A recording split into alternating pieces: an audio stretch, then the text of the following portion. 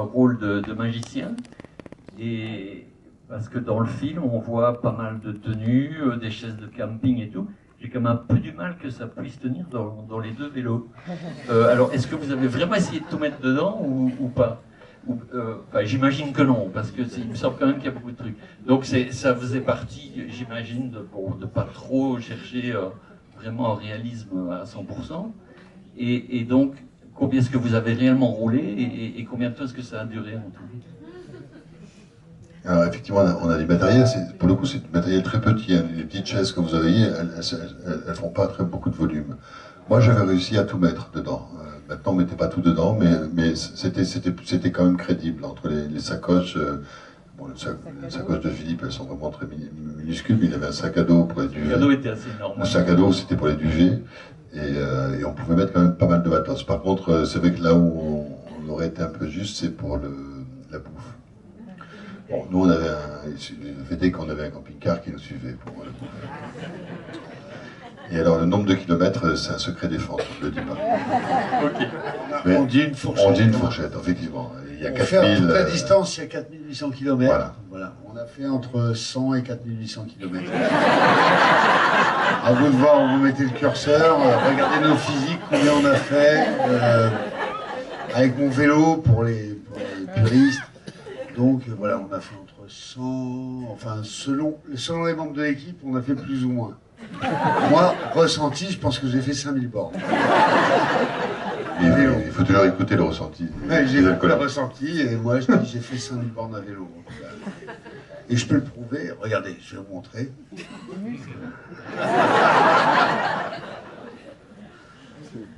Oui, bonsoir, merci beaucoup pour ce film très émotionnel. Où va-t-on maintenant, après ce film? Est-ce que vous avez une autre idée? Est-ce qu'il y a une suite? Est-ce qu'il y a une autre façon de faire une romance ailleurs, avec un autre thème? Qu'est-ce qui, depuis le temps que cette idée est venue et que vous l'avez faite, que vous l'avez filmée, d'autres choses ont dû venir dans votre tête et dans votre cœur? Qu'est-ce que vous avez envie de faire maintenant? Alors, le cinéma, c'est beaucoup de contraintes, hein. C'est beaucoup d'argent, c'est beaucoup de... On doit faire un plan de travail, on doit choisir des décors. Si on n'a pas fait les scènes de la journée, ben c'est foutu, donc on se contente un peu de ce qu'on a. Alors que là, nous, on avait une liberté totale. On n'avait pas de plan de travail. Il y a des jours entiers où on ne s'est pas dit, on ne s'est pas adressé la parole, c'est pas grave. Donc on n'a jamais forcé les choses. Et cette liberté-là qu'on a eue, elle est très compliquée à abandonner pour un film plus classique ou plus... Voilà. Donc on cherche un moyen de continuer ce cinéma-là. Voilà, on a pensé que Philippe pouvait avoir un cancer.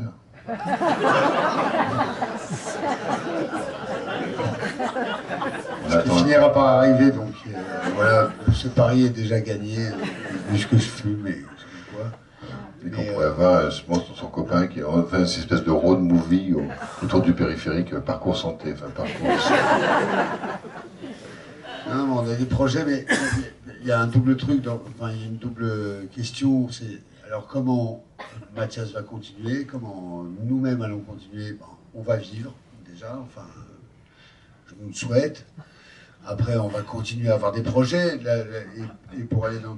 C'est ça qui est en train de dire Mathias, c'est que maintenant on se rend compte avec l'expérience, et avec ce film-là, et avec d'autres films qu'on a fait, qu'on veut faire plus que des films qui ont quelque chose à dire, en fait.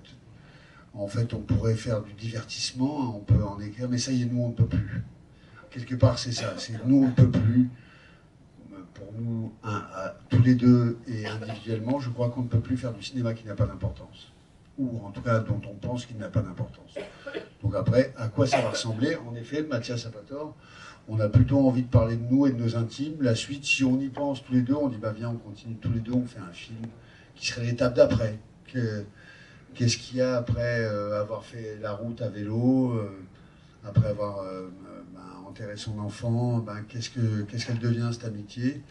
Bon, on se dit tiens, peut-être que le prochain film, il est de questionner ça, que devient une amitié quand elle vieillit, ou quand elle voilà, quand on accompagne un copain qui va avoir un cancer, par exemple. Mais non, mais au-delà de la blague.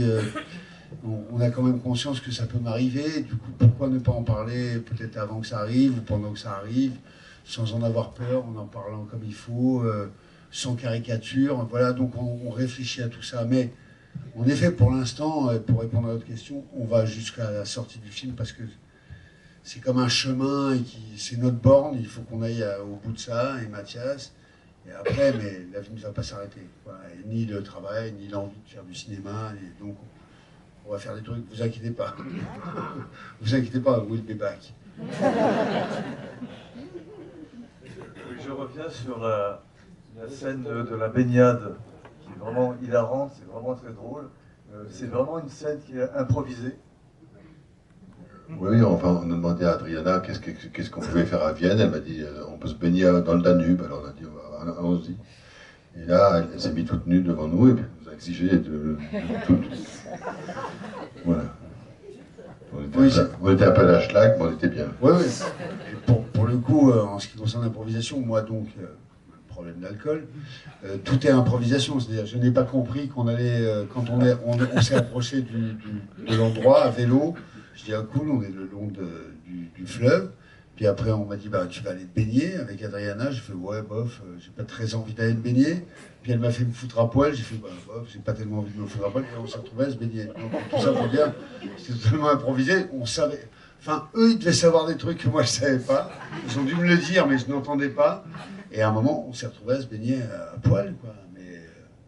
Mais vraiment, c'est de l'impro. Enfin. Oui. Ça, parce que même quand j'ai compris qu'on devait se baigner à poil, par exemple, moi j'ai dit non, moi je le fais pas. Moi, faut arrêter de me prendre pour un. Voilà. Et en fait, je l'ai fait parce qu'elle m'a mis la pression. Elle a fait déshabille-toi. Pendant la scène, elle m'a dit déshabille-toi et je me suis déshabillé, quoi. Et je me retrouve à me baigner à poil en faisant elle est froide, mais je veux pas lui dire. Je l'ai dit à personne. Il y a la scène de la douche qui n'est pas improvisée. La scène de la douche, en fait, Adriana, quand on est arrivé à Vienne, elle n'était pas là, elle était en Allemagne. Et elle nous a filé on a pris les clés chez le voisin, on a eu le studio pour nous deux. Et je vais prendre une douche, et effectivement, au moment de sortir, je reste bloqué. Alors, moins longtemps que dans le film, mais je reste bloqué. Et donc, avant de comprendre qu'il faut pousser la porte. Du coup, j'ai appelé Philippe, je dis viens voir, il m'est arrivé un truc de dingue. Non mais c'est vrai que, mais c'est pour ça que je dis, elle est improvisée quoi cette séquence, parce qu'en effet, bon, il prend sa douche, on est là dans le truc, puis il vient pas dans le salon, il vient voir ce qui m'est arrivé, je suis resté coincé sous la douche. Bon, moi je suis un peu claqué, je dis ah non, viens, fais voir. Donc on va dans la salle de bain, il me montre, il rentre dans la douche, il rentre et là il me dit regarde, je peux pas sortir. Moi, je vous le dis franchement, je l'ai regardé, je me suis dit, oh, comment je vais lui dire qu'il a du surpoids. Mais en même temps, je me dis, mais c'est pas possible que les ingénieurs qui créent des douches pensent pas aux gens en surpoids. Donc, moi, j'ai 2-3 minutes comme ça où je flotte et je dis, mais non. Et je lui dis, mais non, mais Mathias, c'est pas possible. C'est pas vrai, c'est pas possible. Il me dit, mais en effet, il suffit de l'ouvrir comme ça. Et là, je comprends. Mais là où je me dis, il y a une scène, c'est que je dis, mais on est vraiment cool. C'est à toi d'avoir pas compris tout de suite. Moi, tu viens de me le raconter, que je le regarde et que je continue à faire. Ouais, c'est dingue. Ah, c'est dingue. Non, mais parce que dans la vraie vie, j'ai juste dit, mais ouais, c'est dingue. On n'avait pas de réplique. Hein. J'ai dit, mais non. Attends, mais. Je dis, mais quand même, ça passe. Je dis, non, mais ça passe pas, comme ça passe pas. Donc, moi, déjà, je me disais, il a dû se faire mal en rentrant. Et on finit par ce truc où il me dit, voilà, c'est comme ça. Et là, c'est vrai qu'on se dit, bon, c'est trop con de ne pas en faire une scène, puisqu'on est là-dedans. Et on se dit, bah, ça fait une scène. Et en même temps, en se disant, bah, si on la joue trop, si elle est trop mauvaise, on la montrera pas. Si c'est trop joué.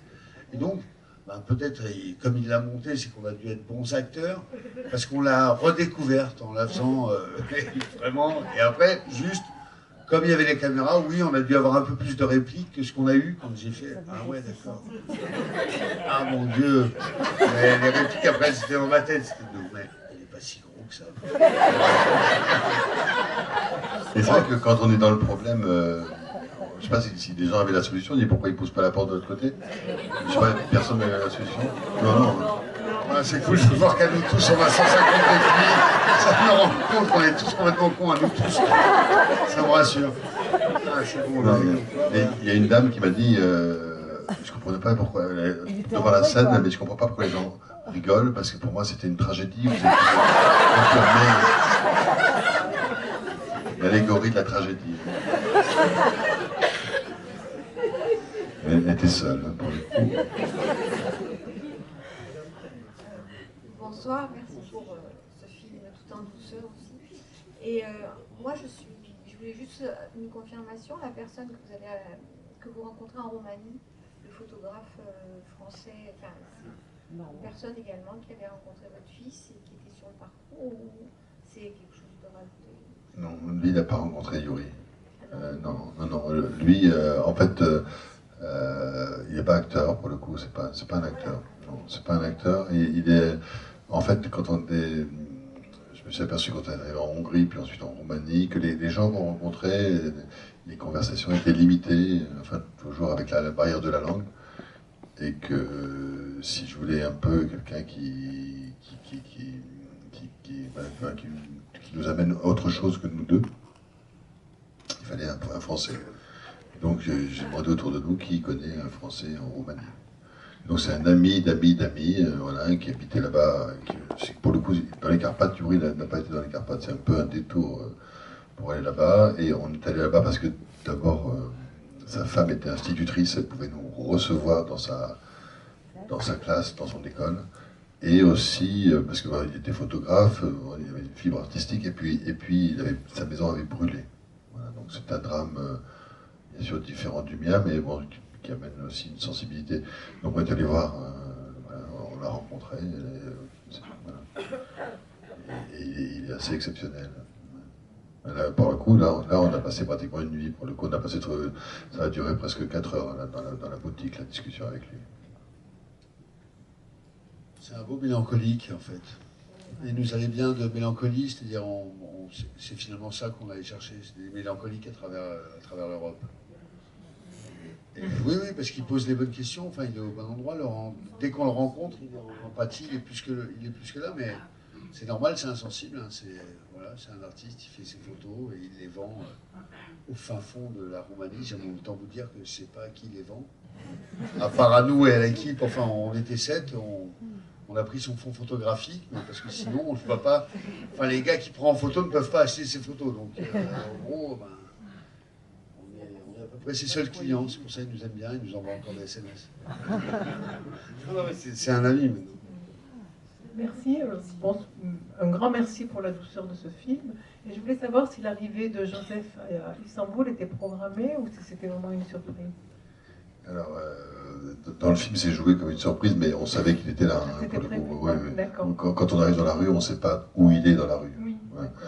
Mais disons que son arrivée à Istanbul était programmée. En fait, normalement, Philippe avait un engagement au théâtre, donc il devait partir.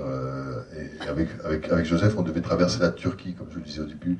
On devait aller à la frontière turco-iranienne en tandem. Mais comme le film s'est construit un peu comme ça, sans savoir ce qui allait se passer, une fois à Istanbul, moi j'avais déjà un film, et finir le film sans Philippe, c'était compliqué. Aller à la frontière turco-iranienne, c'était compliqué.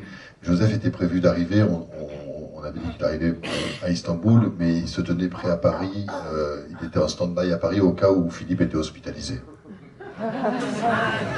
Non, mais ne croyez pas, c'est une blague. Personne n'a vraiment cru que j'allais me faire hospitaliser. Non, si, on peut dire la vérité. Mais je suis en pleine forme, mon Dieu, arrêtez avec ça. Voilà, non, mais c'est vrai. Non, en revanche, on savait que Joseph arrivait. En revanche, notre émotion nous a surpris. Notre propre émotion, alors qu'on savait qu'on allait le rejoindre en bas. Et moi, je dois dire que, si je repense à ce moment-là, on sait que Joseph arrive, qu'on va le rejoindre en bas. Et je peux vous dire qu'au moment où Mathias appelle en disant Joseph, et Joseph dit papa, moi là par exemple j'ai été surpris par ma propre émotion, à partir de là je n'ai fait que pleurer. Et que ça c'était inattendu, puisque je savais, je connais Joseph, je savais qu'il arrivait, je savais qu'on le retrouvait dans la rue, je ne savais pas que ça me ferait cet effet-là.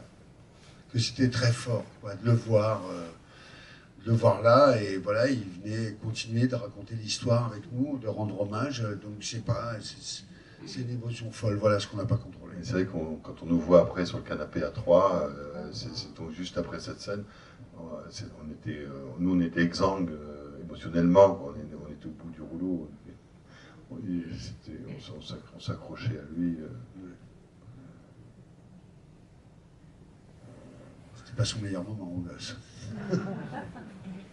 Le tournage. Après, justement, après on est parti justement dans les rues, c'est la continuité du film. Après, on nous voit, on tient par la main. Ça vient du Brésil. Parce que quand on est parti avec Joseph au Brésil, c'était 5 mois après le décès de Yori. On n'est pas voyagé ensemble depuis très longtemps. Enfin, 10 ans qu'on n'est pas partis en vacances ensemble tous les deux. Et on arrive à l'aéroport, et il y a une grande avenue à traverser, et instinctivement, je lui prends la main. Il me dit, qu'est-ce que tu fais? Mais je dis, on traverse la rue, c'est dangereux. Et voilà, il y a ce côté un peu... Donc, je l'ai remis dans le film. Après, lui, il dit que ça le gêne. On le comprend. Tous vos amis du début du film, j'imagine, ont vu le film fini il n'y a pas longtemps. Qu'est-ce qu'ils en ont pensé? Oui, en fait, la scène du début, ce sont tous des gens qui étaient là 5 ans avant, qui étaient là, qui ont assisté au départ de Yori au même endroit, sur la plage des Traits, près de La Rochelle. Et pour le coup, oui, ils ont aimé le film. Oui. Il n'y a personne qui n'a pas aimé le film. Ils l'ont vu en public, en projection publique? Ils l'ont vu en public, oui. Il y a les grands-parents de Yori, il y a la maman de Yori qui est dedans. Elle n'est pas identifiée comme la maman de Yori, mais elle est dans le film. Et oui, enfin, les réactions sont bonnes. Je trouve ça très émouvant. Ce que tu as dit au début, mais le film a démarré à Angoulême, en fait, il est arrivé au festival sans distributeur. Et c'est en raison de l'accueil du public qui a été fou. Il y a eu 6 salles, je crois, de points, je ne sais plus. Oui.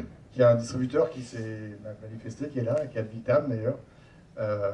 Et c'est grâce à Advitam que le film... En fait, ce film, justement, étrangement, qui est donc un truc intime, qui est donné au public en se disant qu'est-ce qui va se passer, comme la réaction d'un seul coup est très forte, le film va exister, sinon il était voué à avoir une sortie technique. On a été mis en lumière par le festival, et ensuite on a eu le prix du public donc au festival Angoulême, ce qui nous a permis d'avoir un distributeur et d'avoir une sortie nationale là, dans 3 semaines sur presque 300 écrans. Donc on a une grosse sortie. Alors qu'on devait faire une sortie sur 5 écrans encore. C'est le public qui s'est emparé du film. C'est vraiment le public qui a fait le film. C'est grâce à vous.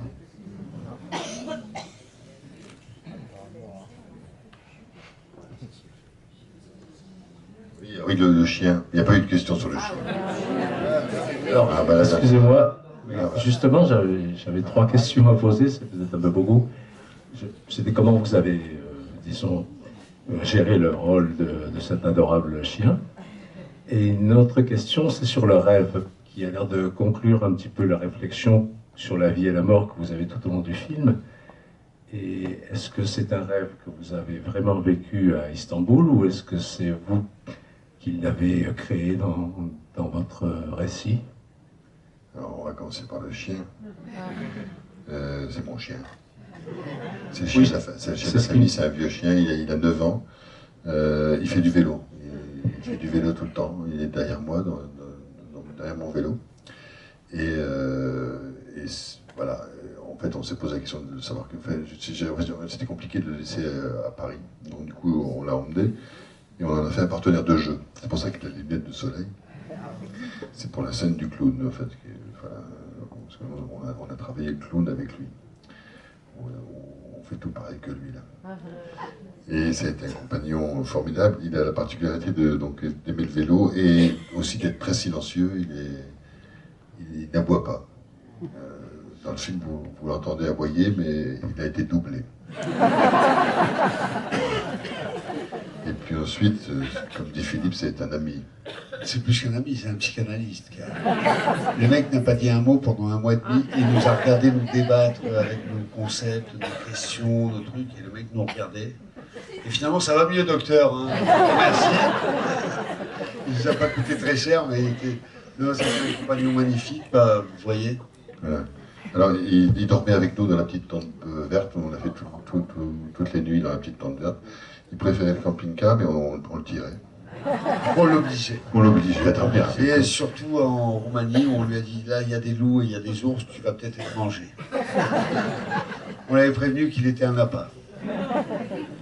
Oui, bon, mais regardez. Hein, ça va Ouais, il n'a pas été traumatisé. Voilà, et la deuxième question, c'est vraiment un rêve que j'ai fait de mon fils, qui est un très beau rêve pour le coup. Je l'ai fait une semaine à peu près avant de le tourner. Voilà, et donc je l'ai fait sur le voyage, pendant le voyage. Et il était lumineux, mon fils. Il était vraiment, quand je dis, voilà, il était jeune, il avait 17 ans. Je sais pas, j'ai mis 17 ans, je ne sais pas pourquoi. Parce qu'il était tout.